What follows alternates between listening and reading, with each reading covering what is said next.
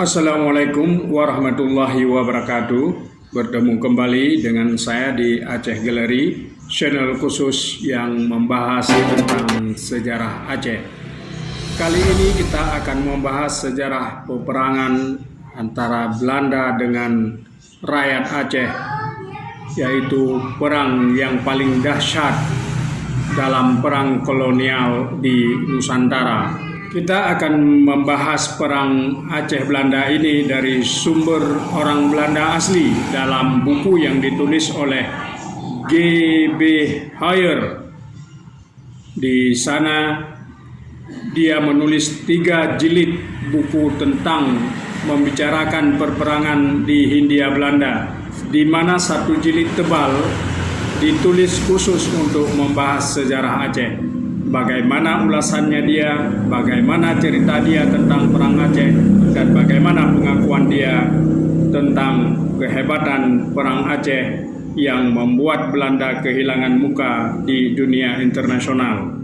Tidak ada perperangan kolonial lain di Indonesia yang sedahsyat peperangan Belanda Aceh ini, sehingga 3 jilid ditulis itu khusus membicarakan perperangan di Hindia Belanda. Ia mengatakan bahwa perang Aceh melawan Belanda ini merupakan tempat belajar bagi tentara-tentara Belanda.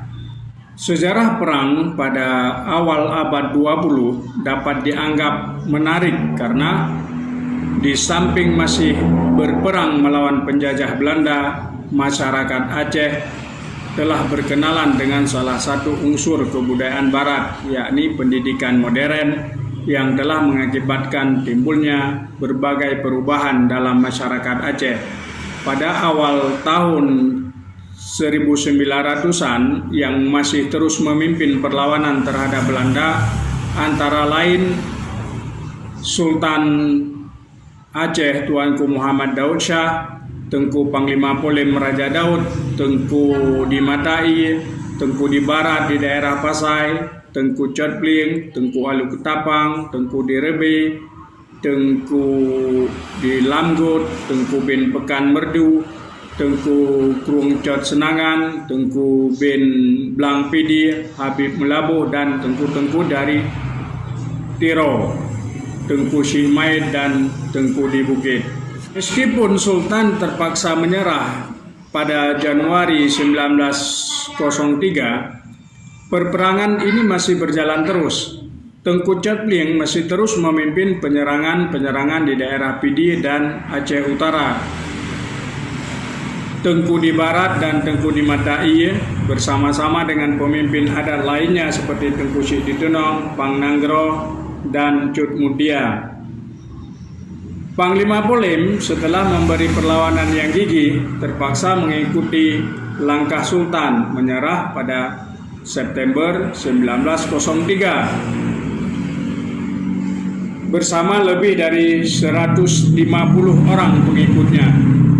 Tengku bin Pekan yang merupakan tokoh termuka dalam perlawanan di Lembah Pidi bersama pengikut-pengikutnya menyerah kepada Belanda pada tahun 1904 dengan membawa 450 pucuk senjata api. Adapun daerah Gayo dan Alas belum dapat dikuasai oleh Belanda sepenuhnya. Oleh karena itu, Letnan Kolonel Van Dalen ditugaskan mengadakan hubungan politik dengan raja-raja di sana untuk menancapkan kekuasaan Belanda yang dimulai pada bulan Februari 1904. Daerah Gayo, Van Dalen mendapat perlawanan yang keras, tetapi setelah beberapa bulan dapat juga ia mematahkan perlawanan rakyat di daerah Gayo. Rakyat Gayo, laki-laki, perempuan, bahkan anak-anak dari Kutare, Likat, Kutalengat dengan gagah berani mempertahankan setiap jengkal tanah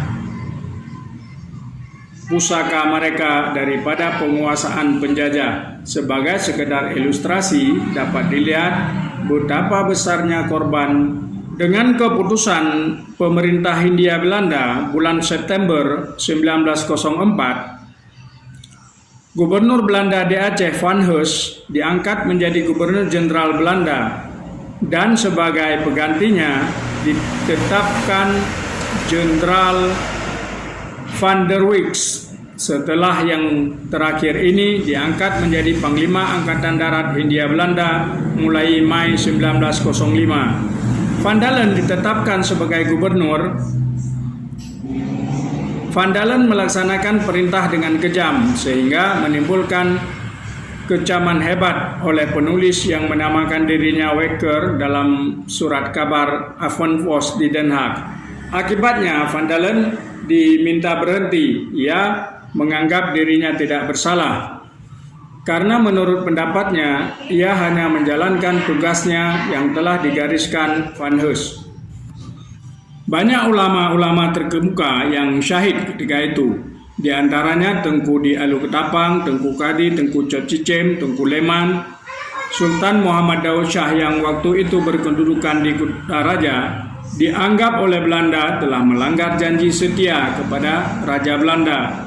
Menurut Belanda, atas prakarsa Sultan telah diadakan suatu perundingan oleh pihak ulama di Hulu Pidi untuk memulai kembali penyerangan besar-besaran terhadap Belanda.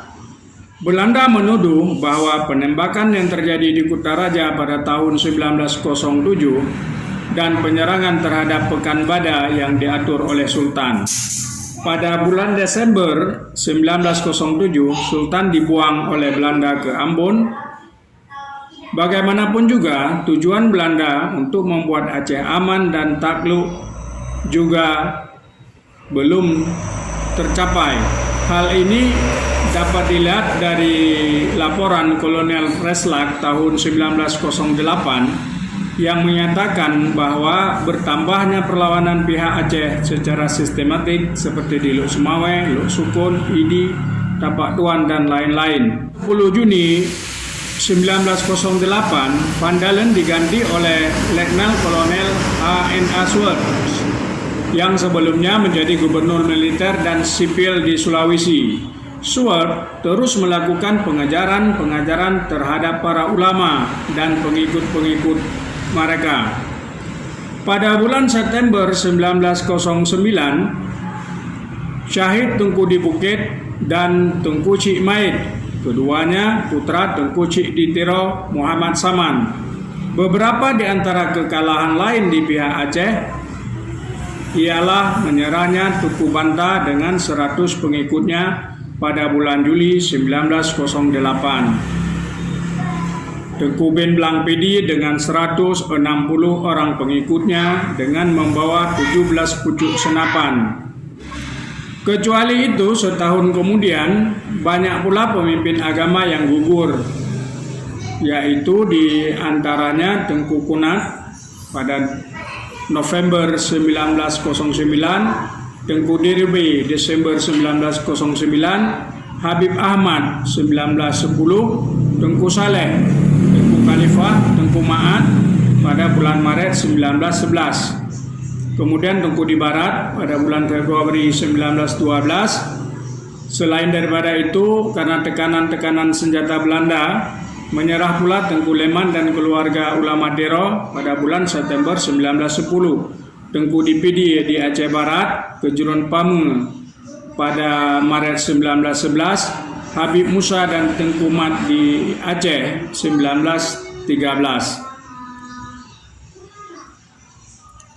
Meskipun perperangan Belanda di Aceh dapat dianggap berakhir pada tahun 1912 dan perjuangan pejuang Aceh berangsur-angsur ada yang menyerah, perlawanan terhadap Belanda di sana-sini masih terus berlangsung.